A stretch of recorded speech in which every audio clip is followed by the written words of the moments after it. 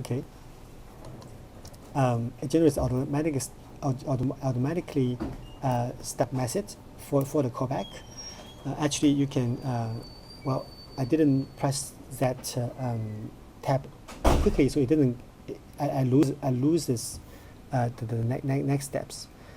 So one thing you can do is you can actually right click on it, and it will tell you to generate either a property step or field step.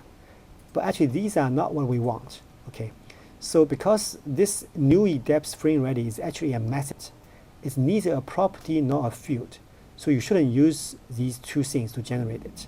Okay, so what you should do is that actually, because earlier I was too slow, so what you can do is just basically delete that whole thing and start over again, plus equal, and then you use tab, and then now you tell you to tap again to generate the handler. So you just tap again, and it generates the handler. This one actually allows you to generate the message step for this event handler. Okay, so next we have NUI. Okay, NUI plus the skeleton frame ready. Again, we use the same method, tap to generate the two messages. And then we also want to do the video frame ready, and plus equal to tab. Okay, so now we just generated the 3 event handler methods in the code automatically. Okay, so next steps will be trying to fill those 3 methods, right? So the first method to fill is actually the NUI depth frame ready. So let's go back to here to look at NUI depth frame ready. So in the NUI depth frame ready, this is the code. Let's copy that and paste it right here. Okay, so when you look at this, you actually see that it's actually trying to take an image from the event whenever it's ready, okay, and then convert that image into depth frame so that you can show it on the screen. Okay, and the depth frame will be passed into an object called depth. So what is depth here? Depth is actually the image.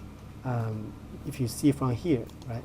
Depth is actually the image. This is the image, and you can look at its name. It's called depth. Okay, but in our program, this is no longer called depth. Right? If you look at this, this image is generated and it's called image 1. So let's change this image. Let's change this image to depth. Okay. All right. Let's turn that off. Okay. All right. So now, once we change to the depth, you can see that this error is no longer existed, right? Frame rate is, again, if you look at here, frame rate is actually a text box here named frame rate. Okay. So, but we don't really care about frame rate at this moment. So let's just comment it out. Okay. So what's left is this converting depth frame method. Okay. Let's go back to the convert depth frame method, and let's copy that method. Okay, this is the method. So I will not explain the method in detail here. I will rely on you to look at this method.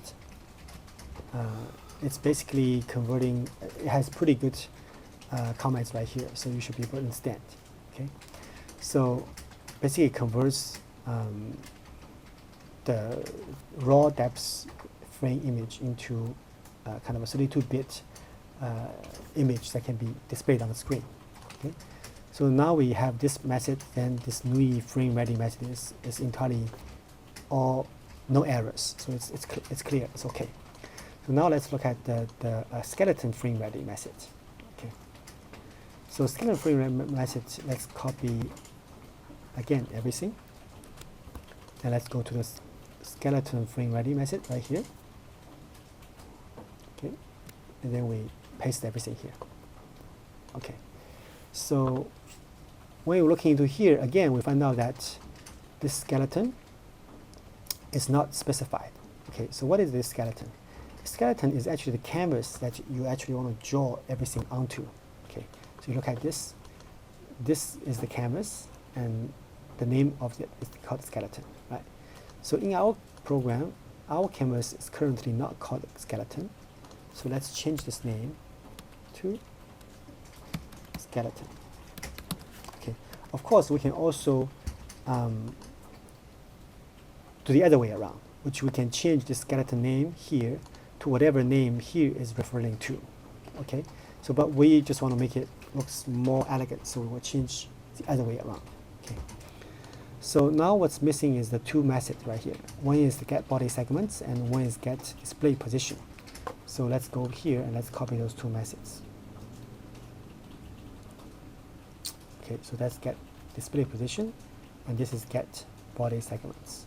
Okay, so I will let you again to read through the code to understand what these two pieces of code is doing. Okay. So after I place that, you can see that all this code has been generated. Okay. So one more thing I want to show you is that, okay, sometimes you look at a piece of code, right? Especially when you're reading someone else's code, you don't know what the definition of that code is. And maybe the file is very long, it's very hard for you to find. There's two ways you can go to that method.